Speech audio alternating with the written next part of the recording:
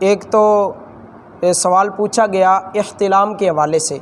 کہ آیا روزے کی حالت میں احتلام ہو جائے تو بندے کا روزہ درست ہوگا یا نہیں؟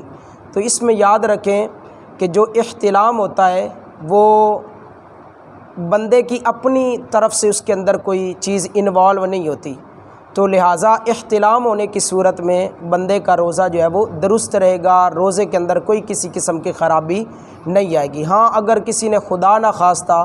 مشت زنی کر لی تو اس صورت میں اس کا روزہ جو ہے وہ ٹوٹ جائے گا، لیکن احتلام ہونے کی صورت میں بندے کا روزہ جو ہے وہ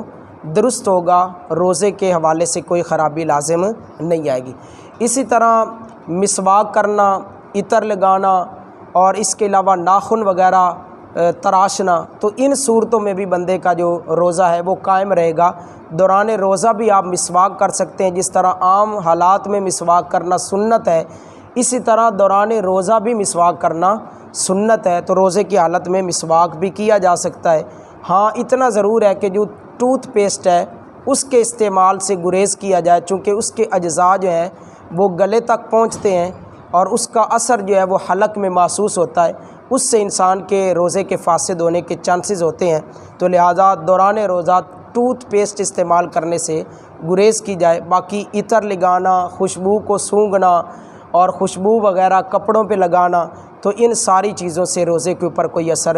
نہیں ہوگا، یہ آپ دوران روزہ بھی کر سکتے ہیں۔ اسی طرح سرسوں کا تیل سر پہ لگانا، اس کی مالش کرنا، جسم پہ مالش کرنا، تو اس سے آپ کا روزہ فاسد نہیں ہوگا بلکہ روزہ درست ہوگا۔ ایک اور سوال قے کے حوالے سے پوچھا جاتا ہے جسے الٹی بھی کہتے ہیں، اگر دوران روزہ قے آ جائے تو آیا اس سے بھی روزہ فاسد ہوگا یا نہیں؟ تو اس کی دو صورتیں ہیں، ایک تو یہ کہ انسان کو روزہ ہونا یاد ہو اور انسان جان بوجھ کر قے کرے اور وہ قے منہ بھر ہو، تو اس صورت میں بندے کا روزہ جو ہے وہ فاسد ہو جائے گا۔ اگرچہ کسی مجبوری کی وجہ سے کوئی بیماری تھی اور آپ نے جان بوجھ کر قے کر دی تو پھر بھی آپ کا روزہ جو ہے وہ کیا ہو جائے گا؟ فاسد ہو جائے گا، بشرط یہ کہ وہ قے منہ بھر ہو۔ اب منہ بھر قے کسے کہتے ہیں؟ تو اس کے حوالے سے فقہاء نے لکھا ہے، سید اعلیٰ حضرت نے بھی اس کو لکھا اور مفتی امجد علی اعظمی نے بھی بارِ شریعت کے اندر اس کو تحریر فرمایا ہے کہ منہ بھر قے وہ ہوتی ہے کہ جس کو بندہ تکلف کے بغیر روک نہ سکے، یعنی آپ منہ پہ ہاتھ رکھیں اور وہ آپ سے قابو نہ ہو، یا قابو کریں بھی صحیح اور اس کو روکیں بھی صحیح، تو تکلف میں مبتلا ہو کر روکیں تو اس کو منہ بھر قے کہتے ہیں۔ تو جب آپ جان بوجھ کر قے کریں گے، چاہے وہ کسی بیماری کی وجہ سے بھی ہو اور وہ منہ بھر ہوگی، تو آپ کا روزہ جو ہے وہ فاسد ہو جائے گا۔ رہا یہ دوسری صورت کہ اگر خود بخود قے آ گئی، تو خود بخود قے جتنی بھی آ جائے، چاہے وہ تھوڑی ہو زیادہ ہو، تو اس سے آپ کا روزہ جو ہے وہ فاسد